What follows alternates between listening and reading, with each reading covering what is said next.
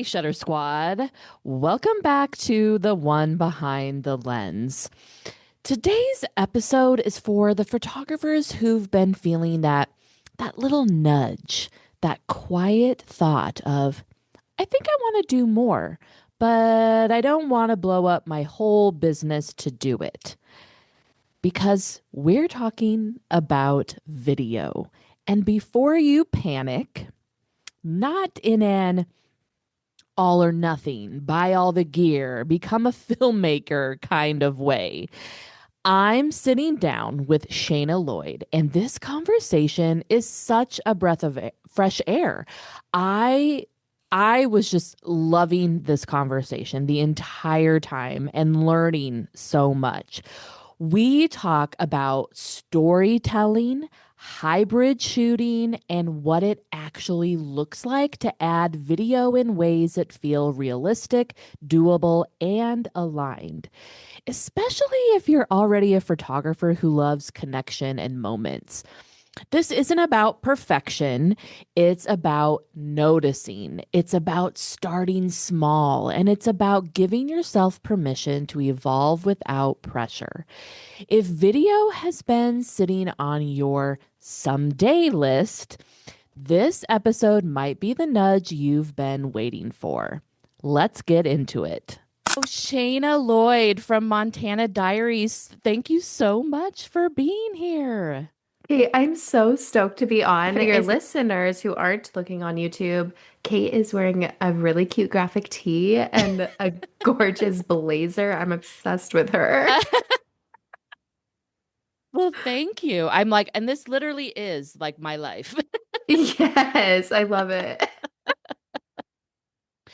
So, for listeners who may be new to you, Shayna, can you give us like just a quick version of your journey into photography and videography and how Montana Diaries became part of your creative identity? That's such a beautiful way to phrase it, Kate. Thank you. I was such a swatty little yearbook kid. I loved yearbook so much, but I did not know how to use a camera. I was really about the power, I think. You're like, I'm hey, if you I'm want to like, be I in am in this book. charge. Yeah, yeah. Well, it was also the opposite. I was such an insecure kid where I'm like, no bad pictures are making it into this yearbook of me. Yeah, yeah. Um, all kidding aside, I went to college to study communications and creative writing, English. My Okay. dream of all dreams is to be a novelist. And Mm. I hated college. I was so depressed. And right around that time, I was consuming a lot of YouTube. Like, YouTube was the thing back then, and it Sure. wasn't normal like it is now.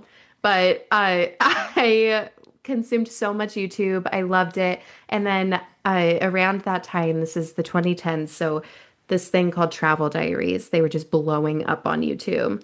And when you Mm. think about travel diaries, think about like how you already might think of vlogs, like really messy camera work and like talking to a camera. But some of these travel vloggers were mixing in that style with the most beautiful cinematic footage you've ever seen. Look up Haley Divine if you want an example. I loved like Mm. I loved a blonde mom posing in front of blue water. I loved it. I ate it up. Teenage me ate it up. And I just loved this style of content so much, but obviously it felt really inaccessible. I really did not how to use a camera very well, but I was an avid reader who was fatigued with reading because I had to do it for college. Mm-hmm. And I needed some sort of stimulus, some sort of creative outlet. I was an ex-athlete and I just felt really lost in these years of my life. And so I decided to freak out my roommates and become a vlogger. And my YouTube channel was so freaking stupid, Kate. I would interview my roommates about their dating life. We would make cooking videos. I would Oh, I do love daily it. vlogs where I was like going to Starbucks across town, and it would be me like skidding on the ice in Billings, Montana, just being irresponsible and a horrible driver. And then in the summer, I decided to start a series on my channel called Montana Diaries, and it's based off of those travel diaries that were blowing up in the 2010s. I thought, like, I'm poor, I'm a waitress, like, I'm a student, I can't travel all over the world yet, but Montana is the most beautiful place in the world. Like, I can Well, still show it yeah, off. right. And that series had accidental SEO, search engine optimization. And suddenly my stupid hiking videos were like, I even like bought a drone to like drone my hikes. And those videos started ranking in search, like people searching for these beautiful places my videos were coming up. And so the Mm. market was like, we don't want you as our influencer, Shayna. Like, will you film our weddings and will you film our outdoor brand content? And Wow. I just kept saying yes to everything. And I really had no business filming people's weddings, especially. Still didn't know how to use a camera. Probably didn't learn how to use a camera until like 2 or 3 years into my business. Mm-hmm. Um, but I just kept saying yes to everything. And there's a lot of boring in between in there. But I eventually had a really successful videography business that turned into a hybrid photography videography business. Because if you can't tell, when people ask me to do things, I'm just kind of like, yeah, okay, sure, why not? Right, right. I'll do it. I love that. I love though that because those Mhm. two things marry. Like they're not, it's not like this weird like you do what and what. I mean, people can do, that as too as well, where you're like, wait, you do this and you do this because, Mhm. they're multi-passionate. But I love that you did marry something that that you that you love. Yeah. Um, and they definitely definitely go together. Absolutely, especially the way I do it, Kate, because my style, the way I defined it, is a vlog meets an indie film. And I came to that after a couple years of trying to be like the other videographers in the industry. Like at Mm, the time, what was really cool was like walking in a field in super slow motion, just like the most boring, longest shots you can think of. And they were so technical, so like Sony sharp. And it was like every YouTube bro was teaching videography in this way on YouTube. And my videos sucked. Like they were just so bad. I'm not a tech bro. And then when I started like feeling emboldened to film my weddings like I used to film my travel vlogs, my mm, videos got so much better. And then my photography just naturally followed that style of being a little messy with little pockets of being really put together and posed rather than like a tradition. I mean, where I was in Montana, I would say is very Midwest, like where my career started. mm-hmm. And I'm sure a lot of people, especially in the US, can relate to like the very strict timeline. Every single wedding is exactly the same. Everything should be shot the same. I that was air quotes for my listeners, beautiful, Yeah. gorgeous listeners. And I just didn't understand you could do things another way until the first time I did it. And I actually liked the video that came out of it and the photos that came Mm, out of it, you know? mm. Like you were being you and not trying to be what you're seeing or what Well, you yeah, thought you were yeah. supposed to be. And to be fair to baby me, like a lot of it is being a baby of like I started this business when I was 20, 21 years old and I didn't know like professional didn't mean I didn't have to be bland. Like I thought professional was like I show up in my little waitress looking outfit and Mm-hmm. I'm Mm-hmm. like quiet. Videographers are supposed to stay behind the photographers like the entire time. Like try Mm, not to like make anyone hate you. Like that's mm-hmm. what I thought being a Mm-hmm. videographer was. Until I felt emboldened by the awesome clients I was getting and the life experience I started getting and growing into my personality and sense of humor and realizing like professional can just mean like uh, being yourself and serving your clients really, really well. And professional can also mean uh, just delivering what you promised to Mm, deliver. mm-hmm. Yes, yes. Oh, definitely. Yeah, yeah. That it's not like this weird box Yeah, that I you're don't need put to in. be showing up in a black committee dress. Right, right, right. Unless that's your thing. Like if that's what Yeah. you want, yes, yeah. No, I totally Kate's like, oh my God, understand. you're going to get me canceled by the people who wear black midi Yeah. dresses. I know I'm like, well, I don't ever wear mini dresses, but I mean, I don't do weddings anymore, but always wear black, and I was a Yeah. theater person, so black is Hmm. like that. I'm like that's just my go-to for like everything. But you Here's don't the have to be caveat. I'm that. being silly. I'm being silly, but your girl is showing up to bougie Saturday weddings in black. I'm not gonna Mm. rock the boat. Have you met me? I'm gonna make fun of myself the whole time. Right, right. You're like one liner that I absolutely love this, that it says that you're a Montana-based traveling photographer and videographer for adventurous and laid back. So Hmm. can you tell us what that actually looks like in real life? A lot of what I mean is people who are open and people who are flexible. I love, especially for a traditional wedding, I love a timeline. I love a planner who's on it. But I also love a couple who can commit to feeling the day they're in and not be so worried about the final product that they're posing their Mm, way through their own memories, you know?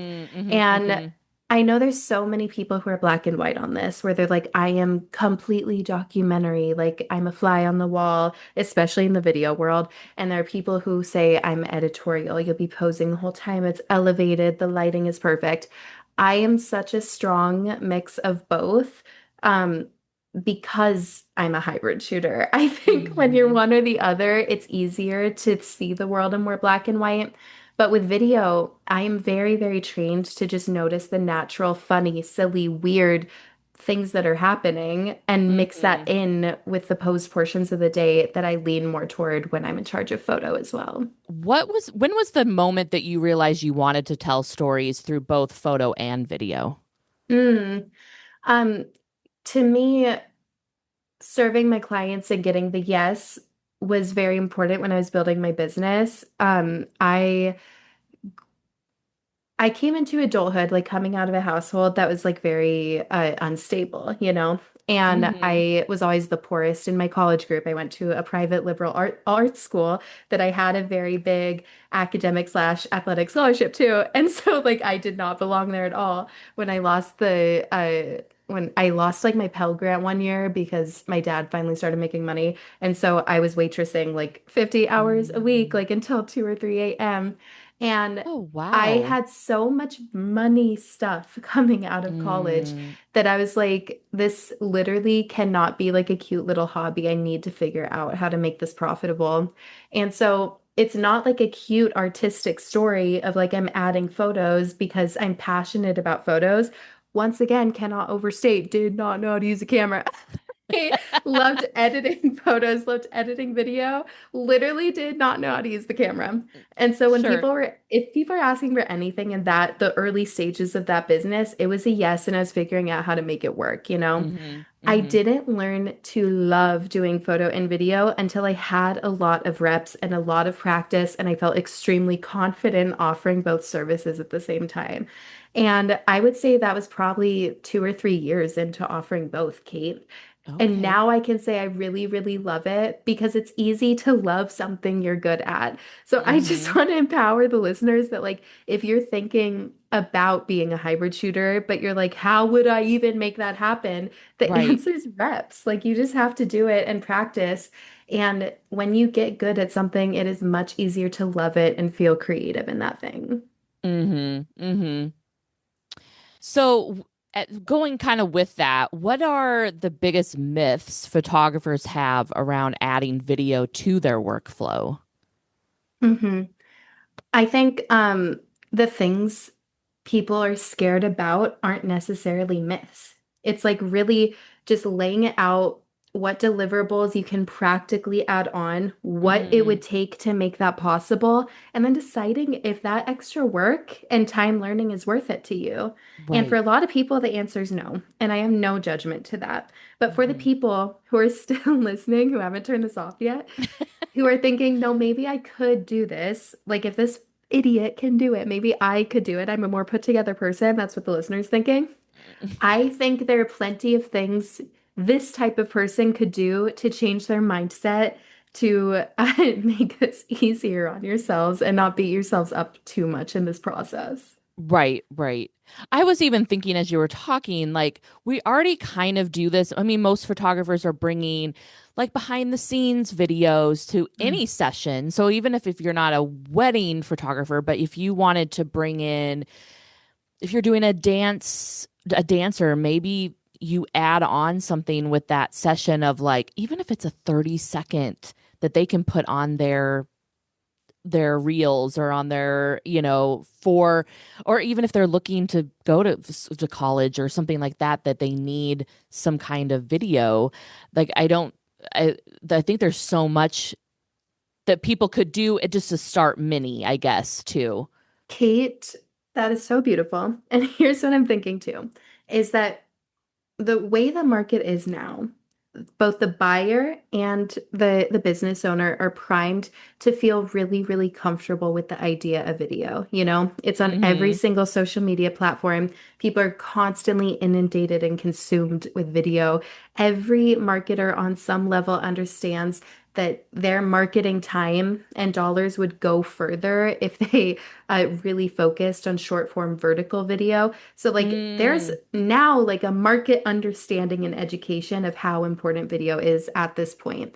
And as such, most photographers listening to this, to your point, have some ability or like some knowledge that they need to gain this ability to hybrid shoot with their iPhone. You know, so mm-hmm. like every single scene of the day, it's not, even if you're not doing this well yet, it is not Right. out of the realm of possibility that you understand that there are portions of the day where you could be getting 5 seconds of video footage here or there. Then it becomes a mindset shift of how do I make this more possible to integrate into my flow through every single portion of the day. And that is a way smaller leap than it used to be before video was everywhere on social media. Fair Mm, enough. right, right. Yes, yes. And so, if we're wanting to like take the smallest version of this idea, a little like Hmm. flirtation of how to add Yes. video and make some money next year, just like add iPhone video to your pricing guide. Just like see how it Mm-hmm. feels.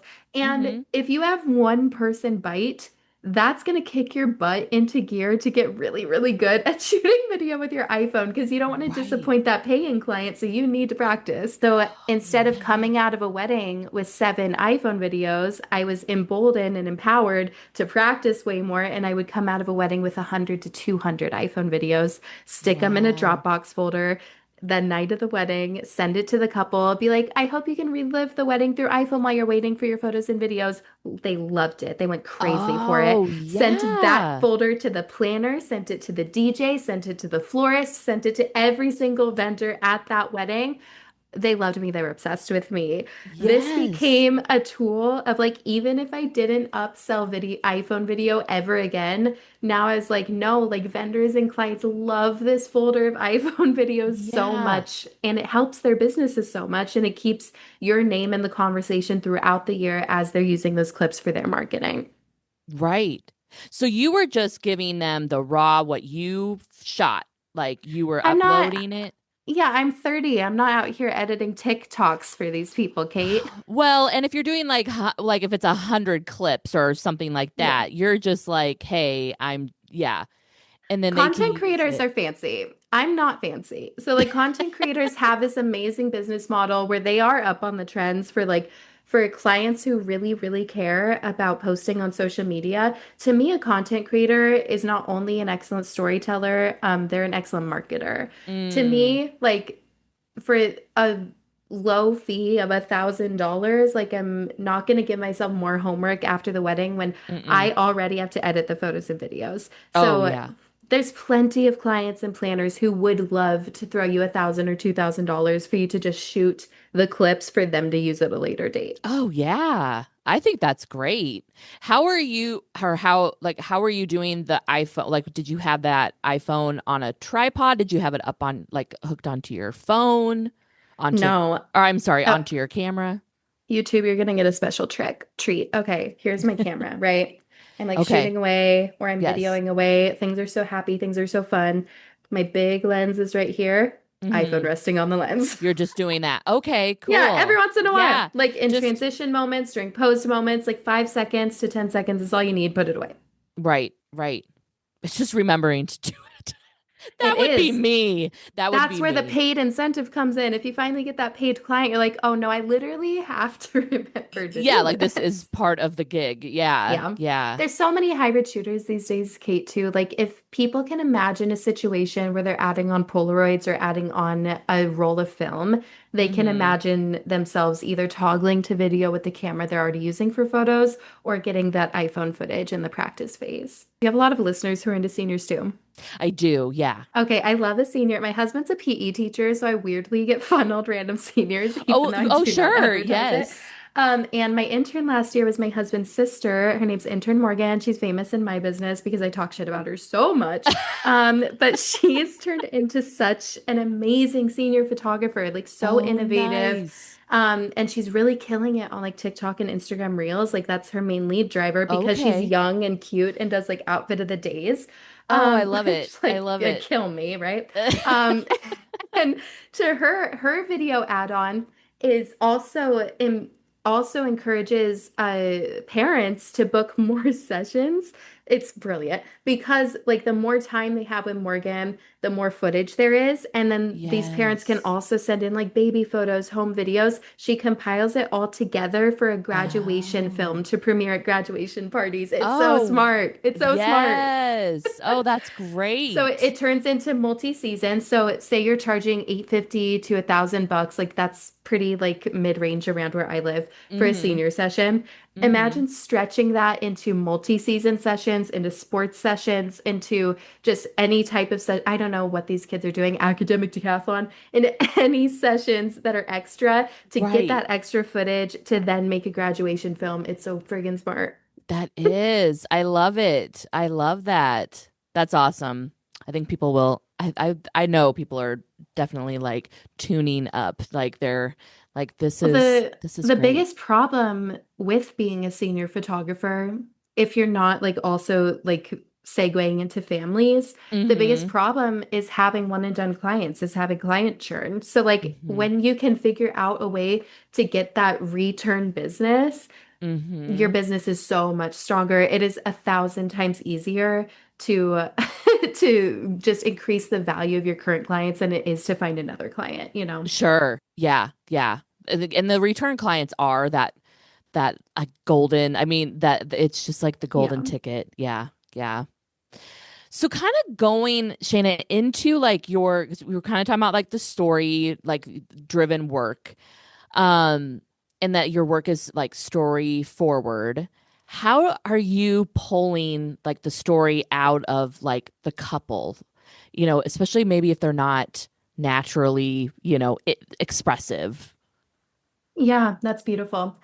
I think understanding story, there's almost like a meta level you have to get to as a creative where you stop thinking of story as something you're constantly directing and thinking of yourself as someone who understands the function of the shots that you're taking and and like really thinks of setting as a character in the story, and thinks of narrative as being this thread that you call back to in that final edit or in the final gallery. So like you need to become a person who really understands story because Mm, what I see more and more and more is people thinking of story as something you have to direct or pull out of a client when really frankly like if you're asking a client to do something that is outside of the realm of their personality, you're not mm-hmm. telling their story. You're directing a Mm. weird film, like a weird romance film.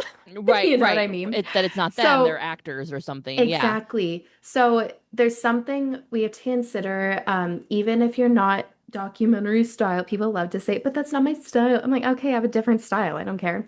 Um, Right, right, right. if you're someone who cannot like suss out what I'm saying here. I can distill it into 5 different shots. Can I have your permission to quickly go through these shots? Yeah, yeah. Okay, amazing, Go beautiful. for it. I Go for hate it. going on a tangent without No. asking that Oh question no, go for first. it. Go for it. All right, first of all, we have our wide shots. And so when you're studying film, what the wide shot does is it orients the viewer in space and time and climate. So this answers so many questions about setting for a viewer, that wide, expansive shot of whatever container that you'll be shooting for the rest of the scene. Next is a long shot. And what a long shot does is it shows the viewer your subject and how it interacts in the space that you just established. So this might be a full body shot of your subject, or it might be like a waist up. I'm really loosey-goosey with definitions because there's actually hundreds of types of shots, but I distilled it into five. And Sure, next we sure. have our close-up slash extreme close-up. So this is where a subject is completely filling the frame, and we're learning about the subject themselves instead of anything about the setting around them, right? This is where more character growth comes in. When we're Mm, thinking about close-up or extreme close-up, like think about lips brushing hair. Think about the way their eyes are crinkling when they're laughing, right? And that transitions really nicely into what I call detail shots. These are details specifically about the subjects themselves. So if we're thinking a senior and they're a basketball player, we're thinking about their hands spinning the basketball in their hands, right?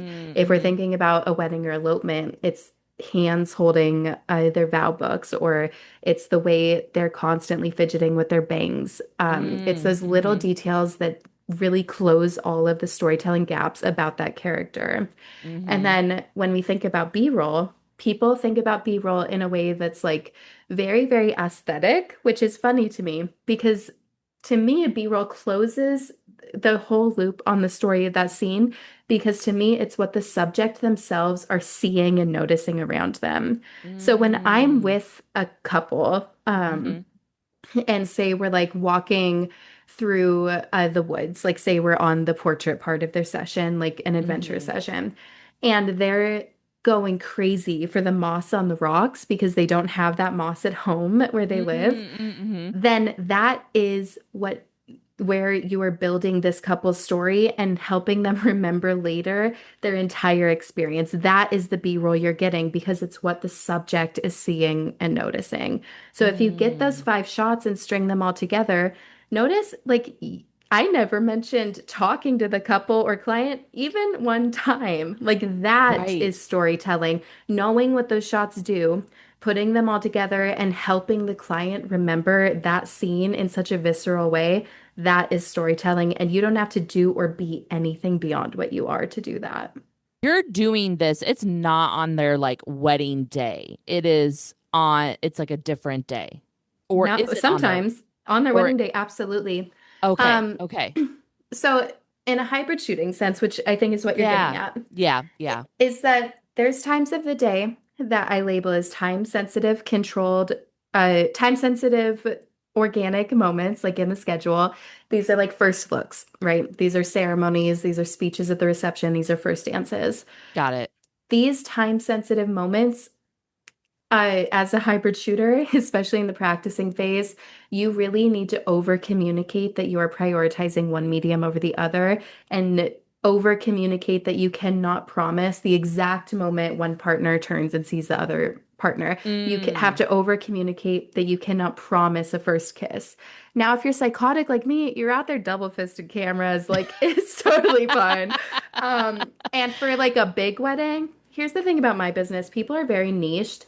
I have such a gamut of projects I do. Some are very small, intimate weddings on a Tuesday that I feel comfortable shooting by myself. Some are Mm. huge, bougie weddings where I'm dressed like a waiter, as we discussed earlier, where I Mm-hmm. have an assistant. And the Okay. way I Okay. do a two-person team is that I expect when we're separated, so like during getting ready time, that that Mm-hmm. person is hybrid shooting the entire time. So toggling between photo and Mm-hmm. video. When we're together, like during a ceremony, there's still a little hybrid shooting, but one person's prioritizing photos, the other person's prioritizing video. And Got the it. way that works is there's times during a ceremony where I'm separate from that assistant and I need them to quickly toggle and get 5 seconds of one partner walking down the aisle from behind. And then they're toggling to what they're prioritizing for the most part. Mm. If I have one shot that'll make it into the highlight film, I'm not worried about it. Right. Um, to the other side, if I'm on top of the aisle, I need to make sure I'm getting that clip of one partner waiting and Mm. reacting. and the photo of that same thing. So there's a Mm. little hybrid shooting during those time sensitive moments when you're separated, but then it's really going back into the rhythm of prioritizing one medium over the other. Does that make sense? That does. That Okay. does. And Yeah. then when it's controlled moments, so we have the time sensitive moments that you can't control. When we're in controlled moments, like say you are posing, I mean, you have your style. You'll figure out when you're shooting photo and when you're shooting video. But for the Mm-hmm. most part, when it's that controlled environment, you're going back to those 5 shots in your head and prioritizing one medium, toggling over and getting it with the other. Um, Wow. and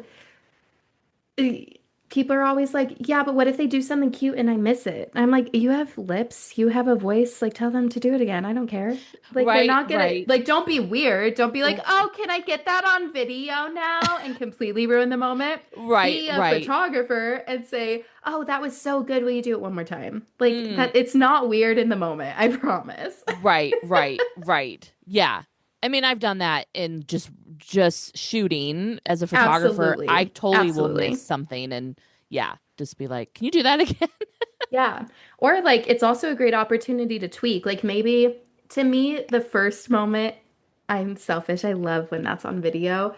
I don't normally recreate something for video. I'm more likely to be like, oh, that was cool. Now can you do it like with your head to the like find the sun and do that again? So Mm, it feels like I'm tweaking it for a more post photo than I'm likely to tweak something for video. It's just not my style to like make the video sure. like really That posed and perfect, you know? sure, sure. I love that. I love the just the hybrid concept. Yeah. And I don't know, like I'm in Nebraska. I don't know if there are people that are doing like are there a lot of people doing the hybrid or like I don't even know if my brain could like could Here, could do I it. think the current trend right now that I would consider hybrid shooting is Super 8. I think a lot of photographers are adding Super 8 and camcorder coverage and upselling like a 30 to 90-second highlight film with that Okay. medium for a few Mm-hmm. $1,000s. So Mm-hmm. there's so many beautiful ways to scale your photo business with Mm-hmm. video. Mm-hmm. And in the Midwest, I would say you can make bank by doing both because there's such a like there's such scarcity with videographers in general, and it's Right. so attractive to be able to just have one point of contact, one storytelling style, one person you already know you vibe with and like who's in charge of both mediums. Like the Mm-hmm. client also doesn't care how you get to that final product. Like if you need an assistant, like get the assistant. I do a Mm-hmm. two-person team at almost all of my weddings. Sure. Sure. Yeah. So kind of going into your hybrid, I want or talking about hybrid, I want to kind of talk about your hybrid hangout a little bit. I'm a little obsessed with the concept. I'm obsessed with the whole hybrid concept right now, I love but it. Me too. so I just kind of wanted you to tell us, what is hybrid hangout, who's it for, and why did you create it? Yeah. So I've actually been teaching since 2019-ish how to integrate video into your photo business. Um, and I'm so excited for this new iteration of the education business because I know my people so well at this point. I know my voice, and I know at the core of scaling your photo business when you're looking for education. You just want to hang out with the person who's teaching you. Mm. You want someone who's Hmm. not trying to be cool, who is not trying to use the most technical language to sound smart, who's not trying to posture or act like anything that they're not. And that's what I want to bring to you. I just want to hang out with you. I want to be your friend who is actually helping you get results. And that's why we're hybrid hangout. I love it. So yeah, just come hang out with me anytime. I have a ton of free resources for you.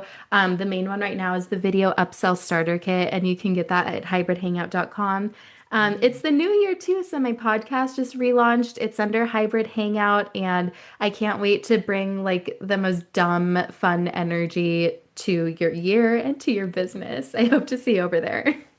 I love it. I love it. And yes, thank you so much for that freebie. I will put the link in the show notes so you Thank guys you. can just like click that. And I'm excited. I'm gonna check it out. I hope so. I hope to see you there. Yeah, I'm just so excited. A little like rapid fire fun. Like I just want to Okay. like throw in some little things to see what you think, just like what comes to mind right away. So I might think I think I know this answer, but photo or video, which feels more like home to you and why? Video. It's hard at this point because now they're both my babies, and it's hard to, I cheat on video so much in the summer. I love photos so much when I'm actually in it because I can Mm, watch reality TV and movies while I'm editing photos, but I have to like ignore my family and wear headphones and actually be focused when editing video.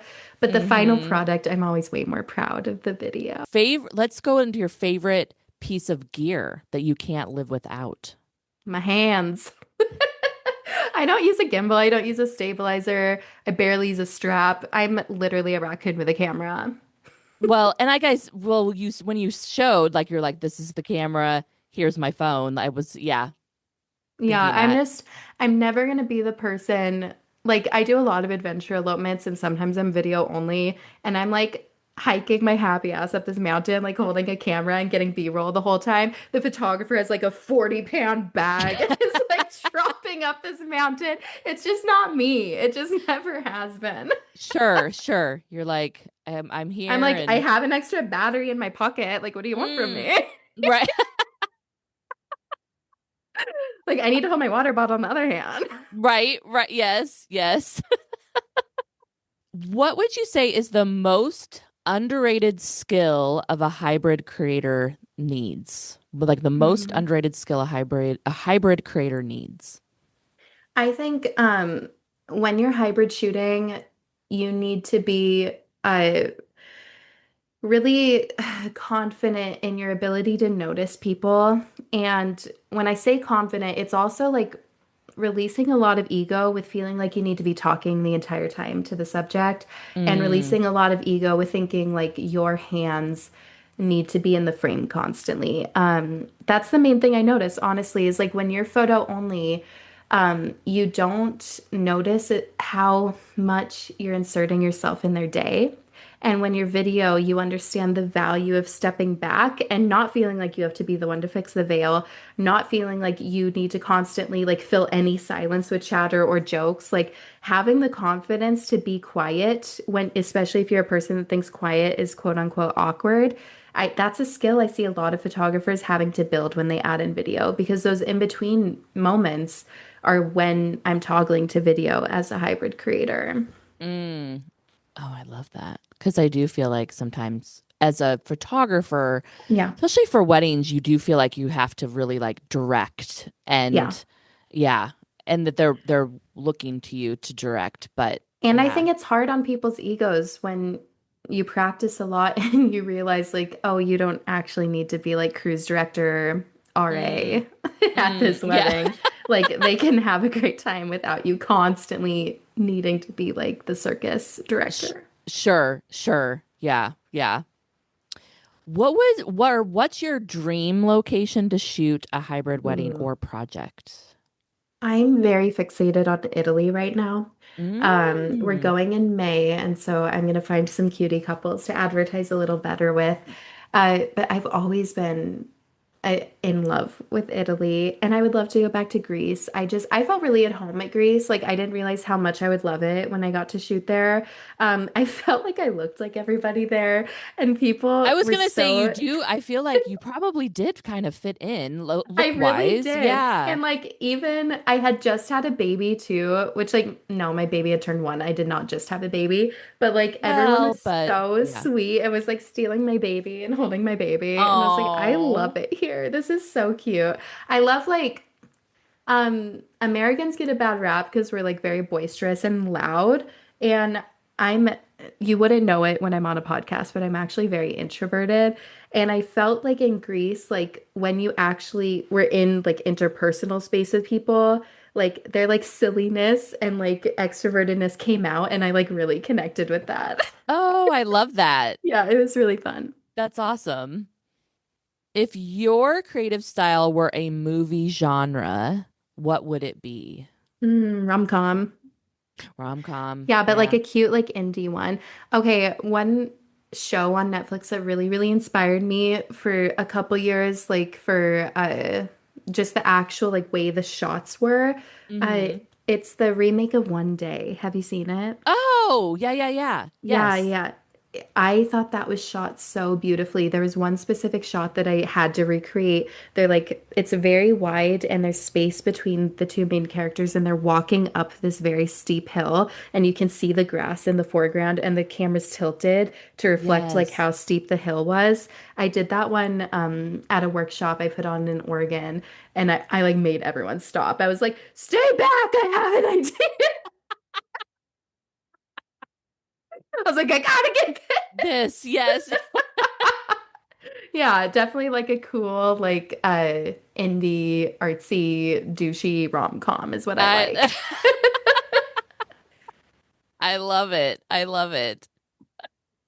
So you kind of talked a little, there's a couple things you talked about that I was like, I want to ask about. One Yeah. is your family. How do you kind of, balance family, work, travel? Because it's like you're putting in extra things that other, everybody Yeah. has, most people have families and things like that. But that traveling, are they going Yeah. with you? Kind of like you said, like, everyone was stealing your baby in Greece. That's just depends on the cadence of our lives. I really love Hmm. when when I do have travel jobs to stretch it a few days. If the family can come, I love that, and we stay in like a cute Airbnb and make it a little vacation. Right. Um, what sucks about that is my favorite second shooter is my husband. He's so good. He learned video before I did. We were both like nerds in high Wow. school taking Adobe class, and he was like more of a video person. I love it. And so he's like excellent. I always do that caveat because I feel like every wife tries to make their husband into a videographer, but like that's not what happened here. Sure, Um, sure. You're like, he knew it uh, before me. yes. So I love taking them, but the cadence of our life is that he's a public school teacher. Sure. So he's very much in charge of the family from like May through October. And then I'm very much in charge of the family during the school year because he's a basketball coach. So he's the one traveling. Oh, yeah. Um, and so that is how balance very naturally came for us in that way. And then Hmm. as far as motherhood in general, I want to be very clear that I'm not the primary parent. My husband is a much better father than I am a mother. He's like very on it with all of their things and dinner and keeping the house clean, and I'm very much not. And so whenever moms are like, "How do you do it all? How do you do it all?" I'm like, "I'm actually kind of a POS. Like I don't." And we also outsource childcare. So like Mm, my son goes to daycare. I sure. pay for that out of the business account, let the accountant figure it out. Um, and so like I love my family. We try our best. There's definitely seasons throughout the year where I feel like I'm doing really bad at being with the family, and there's seasons where I feel like I'm doing great. So I just want like the listeners to know that that's very normal if that's how you feel. Yeah, I was just gonna say that. I was like, I feel like that's a good thing for people. You need to hear that because no one is like the TV shows that show like, Right. the perfect family.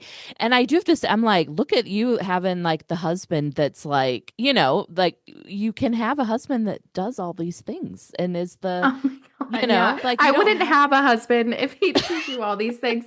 I'm not like I wouldn't say I'm the traditional like marrying type or the traditional like type who would want kids. When I was younger, I always said I didn't want kids.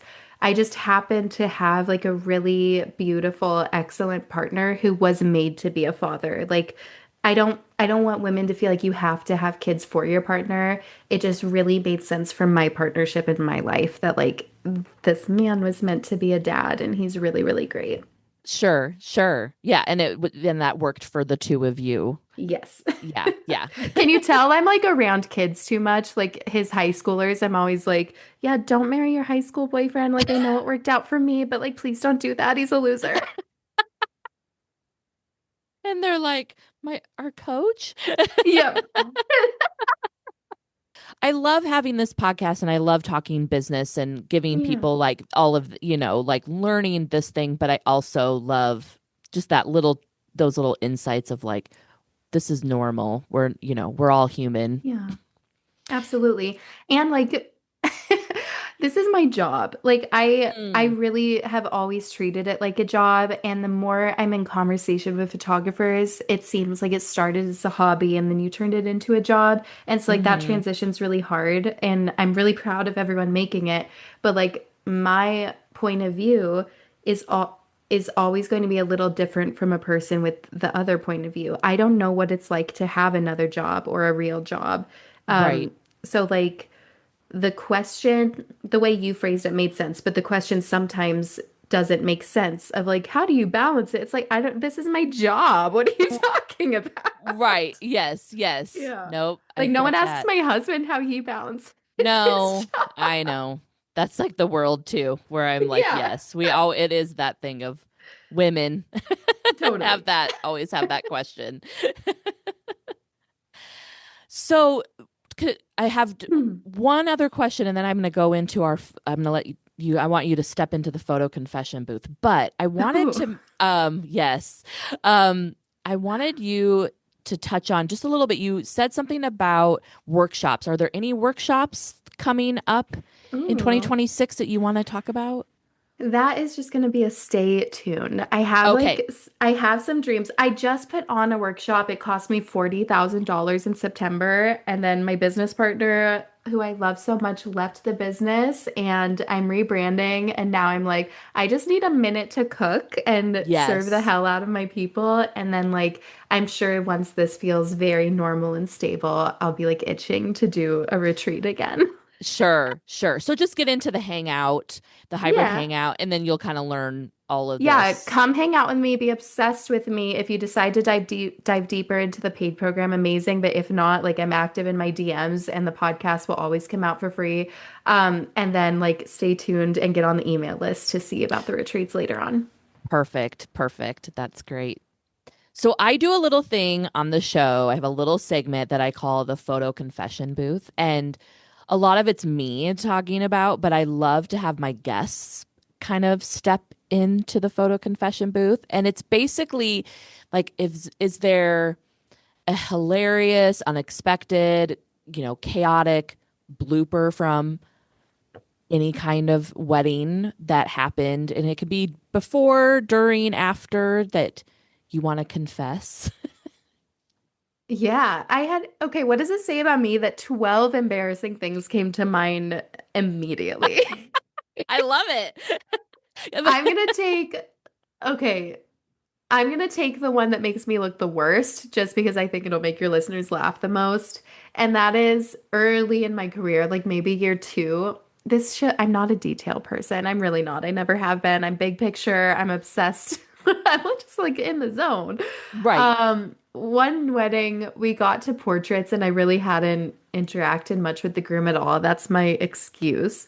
But we get like halfway through portrait time and I'm telling the groom to put his arm around his wife a little more. And my husband, like, it's just not working. Like, the posing just isn't working. My husband, like, turns and whispers in my ear, and he's like, you know, he doesn't have an arm on that side, right? Kate is flabbergasted. Her face Oh, is flabbergasted. oh my gosh. I'm just thinking about how I would be like I was after. like, I think I made a stupid joke and he did laugh, but imagine like he didn't have a sense of humor about it. Right, right, yes. Is that your worst photo confessional yet? Did I do it? Am I number one? That might be pretty good. I feel like that definitely could be a really good one. Yeah, yeah. Oh my gosh. That is good in that. I feel like that is definitely one I would never forget. Cause you know how like sometimes things happen and you're like you probably just try to put it out of your Yep. mind, but I feel like that one, yeah. Well, Shayna, thank you so much for being on the podcast. This was great. I I absolutely love this. I loved it so much. This was a great way to enjoy my morning coffee. Are you Yay. Central Time? I am Central Time. Yes. Oh man, I'm on Mountain Time. So I got up. and I just was ready to dazzle Kate at 9 in the morning. So Well, thank you yes. for And I was having me. thinking that. I was like, this morning when I was getting ready, I was like, Montana, is that? I think that has to be mountain time, right? Yeah. Oh, thank you so much. All right. I'm curious. What part of this conversation stuck with you the most? Was it realizing you don't have to go all in? That a few seconds of video is enough? That your phone is already more than capable? My biggest hope with this episode is that it takes some of the pressure off and replaces it with curiosity instead. You don't have to change everything. You don't have to do it perfectly. You just have to start paying attention in a new way. If this episode resonated, I'd love for you to share it with a photographer friend who's been feeling stuck or creatively, restless. And if you're not already subscribed, hello, make sure you are because we're continuing these honest conversations about growth, creativity, and building a business that actually feels good to run. Shutter Squad, thanks for being here. I'll see you next time, right back here on The One Behind the Lens.